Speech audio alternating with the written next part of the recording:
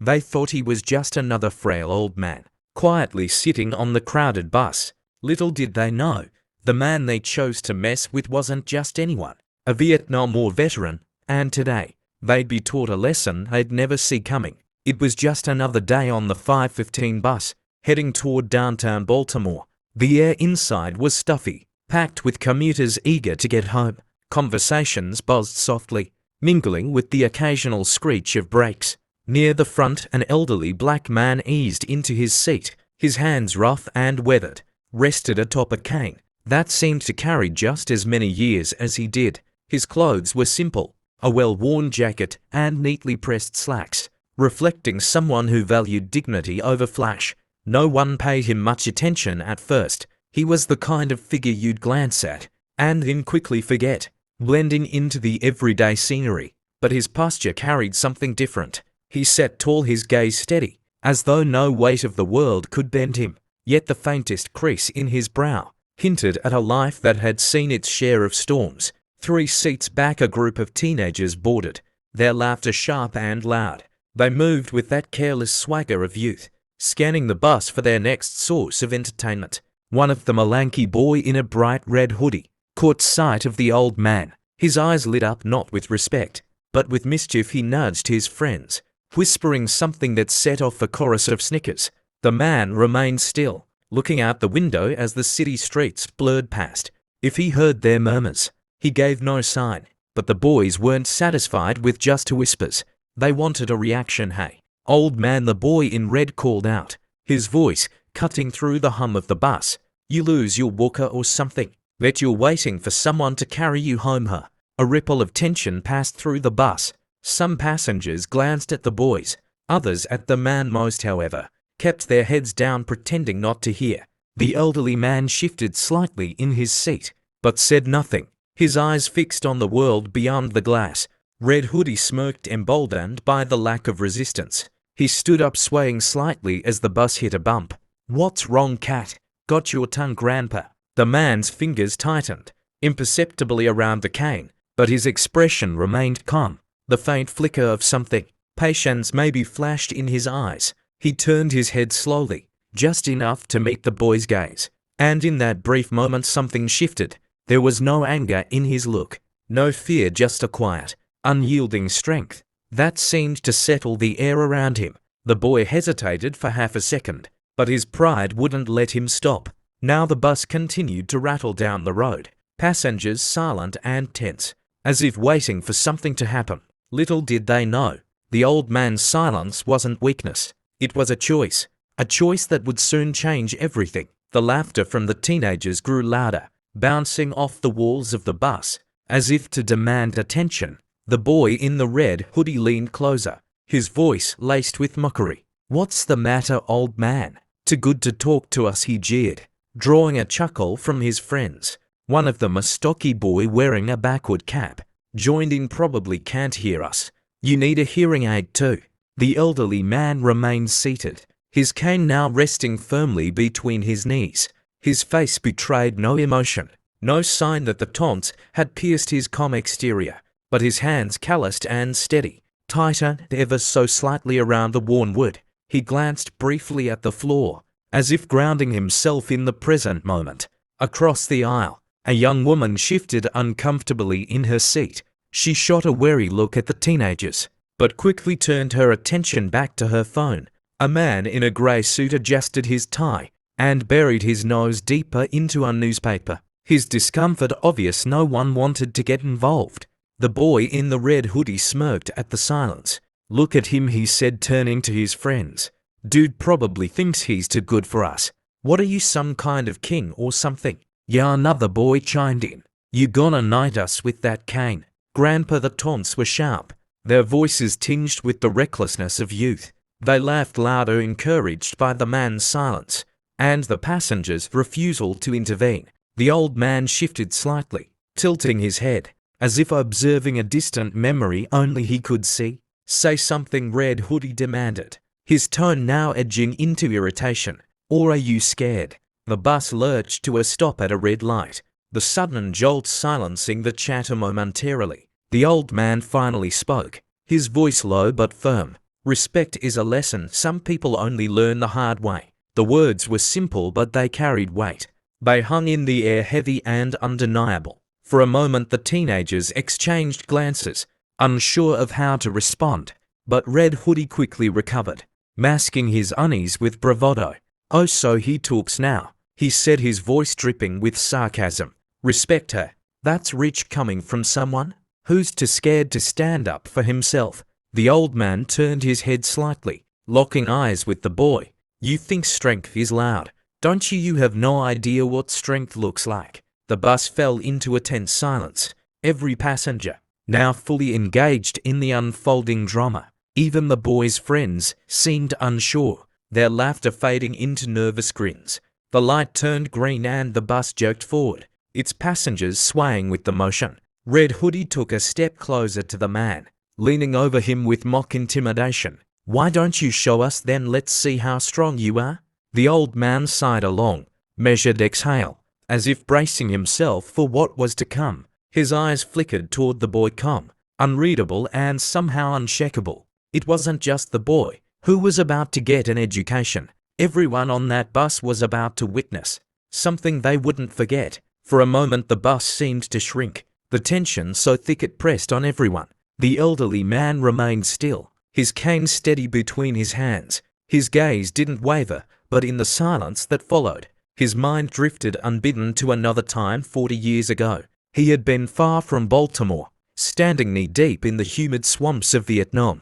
The air was filled with the deafening roar of helicopters and the sharp staccato bursts of gunfire. Every muscle in his body had been taut, every nerve on edge. Survival wasn't a choice, it was instinct. He had been barely more than a boy then, younger than the kids taunting him now, but war had aged him fast. He remembered the faces of his brothers in arms, men who had stood with him in those impossible moments. Some were gone now, their memories living on in fragments, like the sound of their laughter during quiet nights in camp, or the way they'd share stories of home. He had carried the weight of their loss long after the war ended, their sacrifices etched into his very being. The bus jolted over a pothole, snapping him back to the present. He straightened slightly, his grip on the cane tightening. He wasn't angry. Anger didn't come easily to him anymore. What he felt was something deeper, something more measured, a responsibility to teach these boys a lesson they clearly hadn't learned yet. Red Hoodie interrupted his thoughts with a sharp, mocking laugh. "What's the matter? Grandpa Cat got your tongue again?" The man didn't respond. Instead his eyes flicked over the boy, taking in everything, the posture, the bravado, the false confidence that came with not yet knowing the weight of real challenges. He'd seen it before in young soldiers who thought they were invincible, until the battlefield taught them otherwise. Across the aisle, an older woman whispered to the man next to her, her eyes darting nervously toward the scene unfolding. No one spoke up, no one intervened. The silence wasn't fear exactly, it was more like an unspoken agreement to stay uninvolved. The man finally spoke, his voice steady and deliberate. "You remind me of someone I used to know," he said, his tone carrying an edge that stopped the boy mid-laugh. "Oh yeah," Red Hoodie said, trying to sound unfazed. "Who's that, your old war buddy?" The man leaned back slightly, his gaze unwavering. "No, a young soldier who thought he was untouchable. He learned otherwise." The boy snorted, but his friends were noticeably quieter now, their smirks faltering. "Whatever, man, you're just an old has-been. Nobody cares about your stories." The man's lips curved into the faintest hint of a smile, not amused but knowing. "Careful, son. Sometimes stories are all that keep you from making the same mistakes." The words hung in the air, and for a moment even the bus seemed to hum softer. But Red Hoodie wasn't ready to back down. He stepped closer now, just inches from the old man. "You think you're so wise, huh? Why don't you prove it?" The old man's eyes narrowed slightly, not in anger but in preparation. He adjusted his cane, his movements deliberate and slow, like a man who knew exactly what he was doing. The storm brewing inside the old man wasn't born of anger, it was forged by experience, and it was about to show these boys the meaning of strength. The bus rumbled along, its passengers frozen in the tension filling the space. The elderly man rose slowly from his seat, the cane steadying his weight as he stood, He wasn't a large man. Age had whittled away the bulk of his frame, but the way he carried himself made him seem taller, stronger. The boys watched him, their smirks fading as curiosity began to take hold. "You want me to prove something?" the man asked, his voice calm, almost quiet yet somehow commanding the attention of everyone on board. His eyes locked onto Red Hoodie, unwavering. "Let's talk about proof." Red Hoodie chuckled nervously, taking a half step back. "What, you're gonna hit me with that cane?" "Old man." The man's hand brushed the top of the cane, but he didn't lift it. "No," he said simply, "but I will teach you something. Your mouth clearly hasn't learned restraint." The air felt charged, the kind of energy that prickled at the back of your neck. The other passengers watched with wide eyes, some leaning forward as if not to miss a single word. "Do you think this is strength?" The man continued, gesturing at the boys, posturing, loud words, and trying to embarrass someone in public. "It's not strength, it's fear. Fear that the world will see you for what you really are." The boys' friends shifted uncomfortably, their confidence visibly waning. One of them muttered, "Come on, man, let's just sit down." But Red Hoodie wasn't ready to let it go. His pride was on the line now, and he couldn't back down in front of his crew. "You don't know anything about me, old man," he shot back, though his voice lacked its earlier edge. "I know more than you think," the man replied, his voice still calm, steady. "You see this cane? It's not just a stick, it's a reminder. Every scar, every ache in these old bones comes with a story. Stories of battles fought not with fists, but with courage, discipline, and honor. Things you wouldn't understand, because you've never had to earn them." The boy's bravado faltered, his hands clenched into fists, but he didn't move. The old man leaned in slightly, his gaze piercing. "Do you know what it's like to watch your friends die, so you can live to carry their memory with you every single day, knowing you owe them more than you can ever repay?" The words hit harder than any punch could have. The boy blinked, his jaw working as if he wanted to say something, but no words came. The bus was silent, except for the rhythmic thrum of its engine. The other passengers, riveted by the scene unfolding before them. "You're lucky, kid," the man continued, his tone softening just slightly. "You don't have to learn these lessons the hard way, but keep going like this, disrespecting people, thinking the world owes you something, and you'll find out soon enough. And when the day comes, you'll wish you'd listened." The boy's face turned red, not from anger but from shame. He looked away, his shoulders slumping slightly. His friends avoided the old man's gaze, their earlier laughter now a distant memory. The bus driver glanced in the rearview mirror, his brow furrowed but his hands steady on the wheel. No one else moved. The silence was deafening, filled only by the sound of the bus gliding down the road. The old man straightened, his posture as unyielding as ever. "Now," he said, his voice firm, "take your seat or get off this bus." Red Hoodie hesitated for a moment, then muttered something under his breath before retreating to his seat. His friends followed, their heads bowed, their bravado shattered. The confrontation was over, but the lesson had only just begun. And it wasn't just the boys who had something to reflect on. As the teenagers sank into their seats, the tension on the bus began to ease, though the silence lingered. Passengers exchanged quiet glances, some with approval, others with disbelief. The elderly man remained standing for a moment, his grip on the cane firm but relaxed. His gaze swept over the bus, landing briefly on each passenger, before he slowly returned to his seat.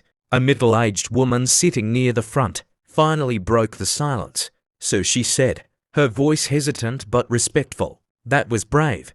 Her words carried a mix of admiration and guilt, as if she regretted not speaking up sooner. The man turned his head slightly, offering her a small nod. "It wasn't bravery," he replied, "just doing what needed to be done." Behind him, Red Hoodie and his friends were unusually quiet. The boy stared out the window, his arms crossed tightly over his chest. His friends whispered amongst themselves, their voices low and subdued. It was clear they had been shaken, not just by the man's words, but by the realization that their actions had consequences beyond a quick laugh. The bus rolled on its engine, humming softly. A young man near the back, wearing headphones slung around his neck, spoke up. "Vietnam, right?" he asked, his tone tentative but curious. The old man turned slightly, his expression unreadable. "Yes," he said simply. My grandfather served there. The young man continued. He never talked about it much, but when he did, his voice trailed off and he glanced down at his hands. Thank you for what you did, for what you gave. The old man's lips curved into a faint smile. We all gave something, he said. Some of us more than others. The words hung in the air, heavy with meaning. Several passengers nodded quietly, the weight of his statement sinking in. The atmosphere on the bus had shifted entirely. Where there had been tension, now there was reflection. We shouldn't have said those things. The man turned to look at him, his expression softening slightly. Apology accepted, he said. But remember, respect isn't something you give just because someone demands it. It's something you give because it's the right thing to do. The boy nodded quickly, his face flushed red. Hoodie didn't say anything, but he shifted uncomfortably, clearly wrestling with his thoughts. The bus slowed as it approached the next stop. The old man glanced out the window, his eyes briefly scanning the familiar street corner. He tapped his cane once on the floor, then rose to his feet before he exited. He turned to face the bus, his voice carrying over the hum of the engine. Kindness and respect cost you nothing, he said, addressing no one in particular, yet speaking to everyone. But withholding them can cost you everything. The door hissed open and the man stepped off, his gait steady, his presence lingering long after he was gone. The bus remained silent as it pulled away from the curb, passengers lost in their thoughts. They had witnessed more than a confrontation. They had witnessed a lesson in dignity, and for some, that lesson would stay with them long after the bus ride ended. As the bus rolled on, the atmosphere remained heavy with contemplation. Conversations that had once filled the space with idle chatter were now whispers or silence altogether. For many on that ride, the old man's words echoed louder than any noise they'd heard all day. Red Hoodie sat slumped in his seat, his once bold posture deflated. His friends avoided eye contact with each other, their faces a mix of guilt and embarrassment.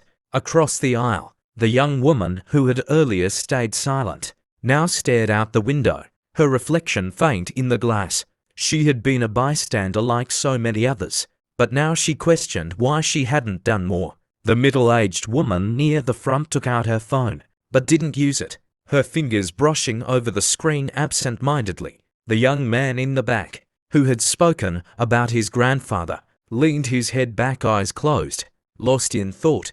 It wasn't just a moment for the teenagers. It was a wake-up call for everyone. The lesson wasn't just about respect for elders.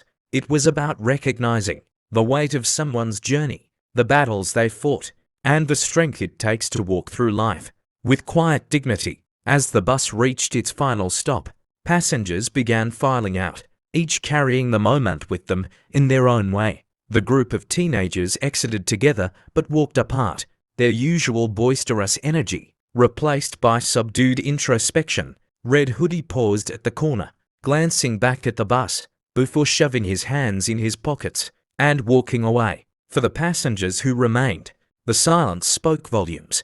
They had witnessed a simple truth, delivered with unwavering resolve. Respect isn't earned through fear or intimidation, but through understanding. As the bus rolled on, the lesson was clear. Respect isn't earned through fear, but through understanding. The old man's words echoed in the minds of everyone on board. And for those watching, ask yourself, how will you treat the people around you? If this story made you think, don't forget to like, share, and subscribe for more stories that remind us of the values that truly matter.